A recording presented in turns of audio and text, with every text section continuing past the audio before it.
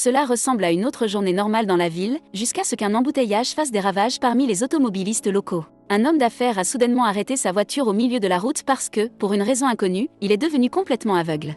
Un groupe de personnes s'approche pour l'aider et un homme propose de l'accompagner chez lui. Cependant, dès qu'ils arrivent à destination et que l'homme d'affaires en sort, le voleur s'en va avec la voiture. L'homme d'affaires est perdu à l'extérieur, mais le voleur revient quelques secondes plus tard en se faisant passer pour une autre personne pour l'aider à se rendre à son appartement, lui proposant sa compagnie pour l'après-midi. Cette fois ça ne marche pas, l'homme d'affaires a retenu la leçon et met le voleur à la porte une fois qu'il est en sécurité dans la maison. Quelques heures plus tard, la femme de l'homme d'affaires arrive, et dès qu'elle apprend la cécité de son mari, elle l'emmène chez un spécialiste. Comme il s'agit d'une urgence, le médecin leur permet d'éviter la file d'attente et de passer en premier. Malheureusement, quelle que soit la machine utilisée pour vérifier les yeux de l'homme d'affaires, le médecin ne peut trouver aucun signe de dommage ou de maladie, ce qui signifie qu'il doit s'agir d'un problème neurologique. Il devra se rendre à l'hôpital et subir des tests, même si le médecin n'a jamais entendu parler d'une telle chose.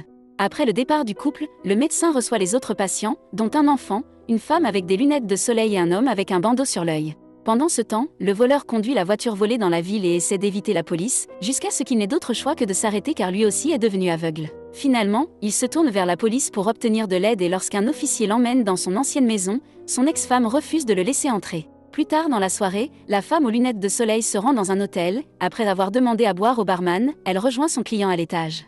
Leur rencontre se passe bien, mais la joie est gâchée lorsque la femme commence soudainement à paniquer et que sa vue devient également blanche. Le médecin rentre chez lui pour dîner avec sa femme et tout va bien, jusqu'au lendemain matin il se réveille et lui aussi se retrouve à ne plus voir. Il appelle l'hôpital pour prévenir d'une éventuelle infection et on le croit car l'enfant est là aussi, incapable de voir. Bientôt, des cas de cécité soudaine commencent à apparaître dans toute la ville et le gouvernement commence à prendre les premières mesures pour les arrêter. Le cabinet du médecin est fermé par les autorités et le médecin lui-même est emmené pour être mis en quarantaine. Sa femme ne supporte pas l'idée d'être loin de lui, alors elle décide de mentir et de faire semblant d'être aveugle pour être mise en quarantaine avec lui. Le couple est emmené dans un asile abandonné, qui est complètement vide et n'abrite même pas d'autres médecins. Chaque département dispose d'un téléphone pour contacter les gardes à l'extérieur, mais il ne peut être utilisé qu'en cas d'urgence et chaque département doit avoir un représentant comme seule personne pouvant l'utiliser. Bientôt, d'autres personnes commencent à arriver, comme le voleur, la femme aux lunettes de soleil, l'enfant et l'homme d'affaires. Le médecin et sa femme décident de garder sa vue secrète, et en prétendant avoir exploré et mémorisé l'endroit à leur arrivée, la femme du médecin devient un guide pour tous lorsqu'ils ont besoin d'aide pour des choses comme aller aux toilettes. Lors de leur première sortie de la chambre, le voleur marche derrière la femme aux lunettes de soleil et s'approche un peu trop d'elle, qui réagit en lui donnant un coup de pied dans la jambe. Le talon provoque une grave blessure que le médecin et sa femme finissent par panser avec une chemise, car il n'y a pas de trousse de premiers soins aux alentours. Plus tard, la femme du médecin est incapable de dormir, pensant à une éventuelle infection de la jambe d'un voleur et craignant de se réveiller aveugle.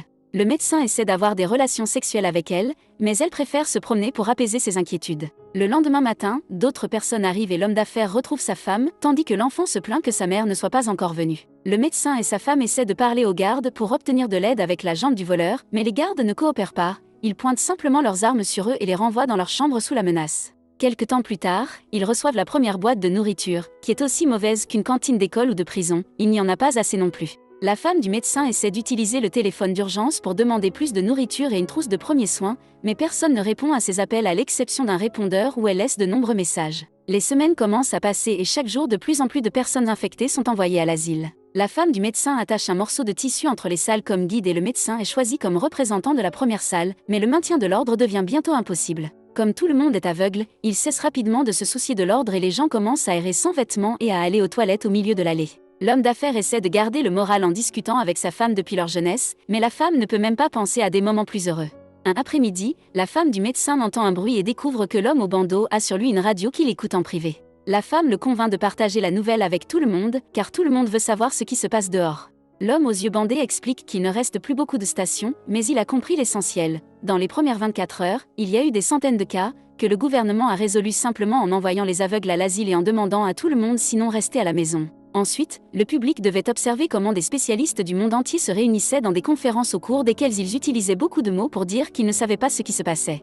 Bientôt, les spécialistes ont également été infectés et la maladie a commencé à se manifester à l'étranger. Les gens en avaient assez d'attendre à la maison et essayaient de sortir, mais les soldats étaient sur leur garde et arrêtaient tous ceux qui enfreignaient les règles. La ville est devenue un chaos, d'autant plus que des accidents de voitures ont continué à se produire et que des avions ont également commencé à tomber. Les citoyens ont commencé à avoir peur et ont décidé de rester chez eux, alors maintenant la ville est un désert et le gouvernement ne fait rien parce qu'il est aveugle. Quelques jours plus tard, un énorme groupe de personnes infectées est emmené à l'asile et les soldats démontrent à quel point ils sont devenus féroces en tirant sur un homme qui a tout simplement quitté la ligne par accident.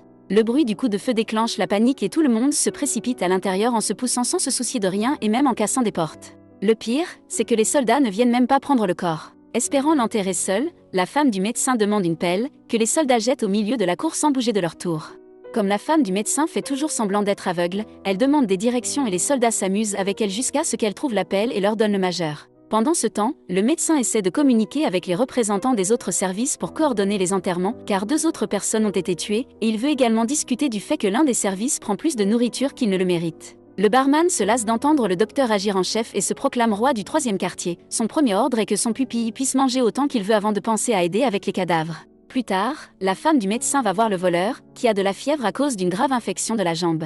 La femme essaie d'être sympathique, mais le voleur la menace soudainement en révélant qu'il sait qu'elle n'est pas aveugle, ce qui oblige la femme à courir vers son mari et finalement à faire une dépression. Le voleur ne peut plus supporter la douleur et attendre que les choses se terminent naturellement n'est qu'un exercice d'agonie, alors il traîne son corps et laisse les soldats lui tirer dessus. La femme du médecin se sent coupable et commence à se demander si elle ne devrait pas dire la vérité à tout le monde, mais le médecin lui interdit, exprimant également son inquiétude que leur relation ressemble davantage à celle d'une infirmière et d'un patient qu'à celle d'un mariage. Quelque temps plus tard, le barman parvient à trouver le bureau de l'administration de l'asile avec l'aide du comptable, un collègue du 3e service qui est aveugle depuis sa naissance, ce qui signifie qu'il comprend mieux comment vivre de cette façon.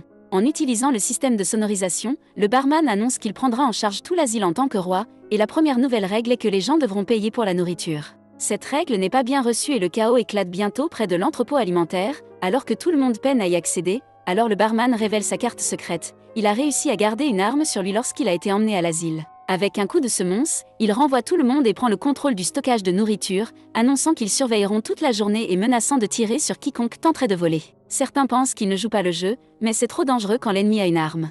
La femme du médecin commence à collecter tout ce qu'elle peut auprès des personnes de son service, des bijoux qui incluent des alliances à tout ce qu'ils peuvent trouver dans leur poche, bien qu'elle garde une paire de ciseaux qu'elle trouve dans le sac à main d'une femme. L'enfant n'a rien à offrir, mais la femme aux lunettes de soleil est devenue sa mère porteuse et elle promet de payer pour lui. À l'entrepôt alimentaire, le comptable utilise son expérience pour identifier la qualité des objets qui lui sont apportés en les touchant. Cependant, aussi chers que soient les bijoux, le barman n'attribue que quelques boîtes par rayon et menace quiconque ose se plaindre.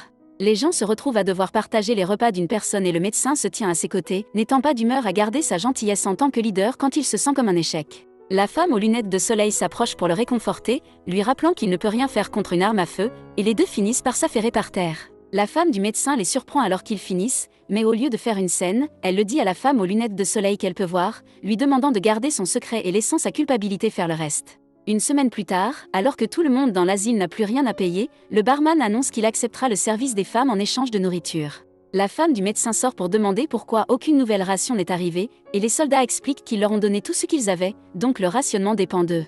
Une discussion s'engage autour du service qui décide comment procéder et le médecin coupe court en soulignant que ce n'est pas à eux de forcer les femmes à faire quelque chose.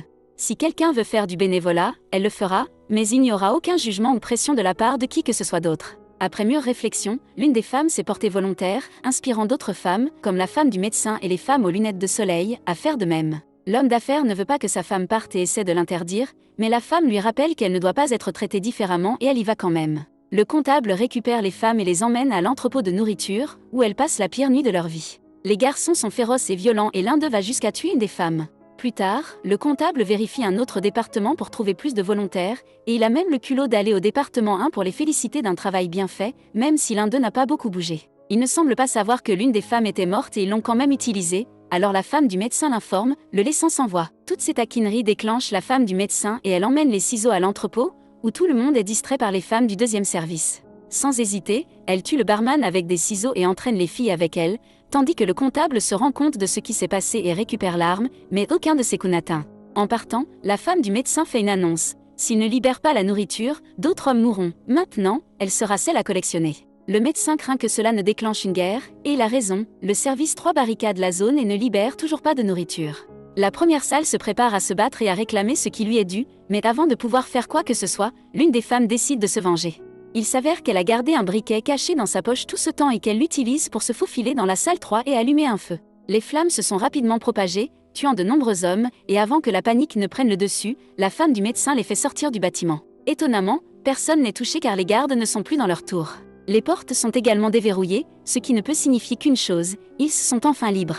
Le médecin, sa femme, l'enfant, l'homme aux yeux bandés, la femme aux lunettes de soleil, l'homme d'affaires et sa femme décident de se serrer les coudes pour rejoindre le centre, où ils découvrent que la société s'est effondrée. La ville est devenue une friche post-apocalyptique où les quelques personnes restent en terre en essayant de survivre, s'attaquant les unes aux autres si elles soupçonnent seulement qu'il y a de la nourriture dans leurs poches. Certains animaux se nourrissent même de cadavres. Le médecin et sa femme quittent le groupe caché dans un bar en route vers le marché le plus proche pour voir s'ils peuvent trouver de la nourriture. Là-bas, les gens montent le peu de choses qui restent sur les étagères, mais la femme du médecin parvient à voir et à trouver un escalier qui l'amène à un entrepôt alors que le médecin récupère des vêtements. Après avoir rempli des sacs, la femme essaie de sortir, mais les gens entendent le bruit qui fait des choses dans les sacs et se précipitent pour la voler. Heureusement, le médecin entend cela et se précipite pour aider, repoussant tout le monde et se plaçant dans la foule et sa femme comme bouclier alors qu'ils sortent du bâtiment. Une fois qu'ils sont assez loin, sa femme récupère un instant alors que le médecin revient pour récupérer les vêtements qu'il avait laissés tomber en sortant, et un chien mignon en profite pour s'approcher et se lier d'amitié avec elle. Soudain, à la surprise générale, elle se met à pleuvoir et la femme emmène le chien avec elle dans une église pour attendre son mari sous un toit sec. L'église est incroyablement bondée et toutes les statues ont les yeux couverts, mais un prêtre n'arrête pas de promouvoir la parole de Dieu. Dehors, les gens en profitent pour aller chercher de l'eau et se laver le corps, car ils n'ont pas eu d'eau potable depuis longtemps. Le médecin revient avec les vêtements et va chercher sa femme pour rejoindre le groupe, tandis que le chien les suit, devenant leur nouveau compagnon. Le groupe mange quelques rations à l'intérieur du bar et décide d'y passer la nuit pour se reposer correctement, puis le matin ils ressortent, traversant prudemment la ville pour rejoindre la maison du médecin et de sa femme, qui se sont proposés de la partager avec tout le monde. Dès lors, le groupe parvient à établir une routine. Guidés par la vue de leur femme, ils nettoient l'appartement et partagent les vêtements du médecin, de sorte que lorsqu'ils ont besoin de trouver de la nourriture, vont chercher de l'eau et se lavent chaque fois qu'il pleut. L'homme aux yeux bandés souhaite vivre avec eux pour toujours, car ils sont devenus une famille, et la femme de l'homme d'affaires renoue enfin avec son mari, partageant même quelques souvenirs de leur jeunesse. Le médecin et sa femme se reconnectent également, et maintenant qu'elle n'est plus stressée, elle accepte de passer à nouveau du bon temps avec lui. Des semaines plus tard, tout le monde se prépare pour le petit déjeuner lorsque l'homme d'affaires se met soudain à crier. De la même manière abrupte que la cécité lui était venue, elle a maintenant disparu et il peut à nouveau voir. Tout le monde commence à célébrer parce qu'il comprend que son corps est capable de combattre la maladie et que la cécité est temporaire, ce qui signifie que l'espoir pour son avenir est revenu. Abonnez-vous pour plus de vidéos comme celle-ci, activez les notifications et aimez aider à développer la chaîne. Merci d'avoir regardé.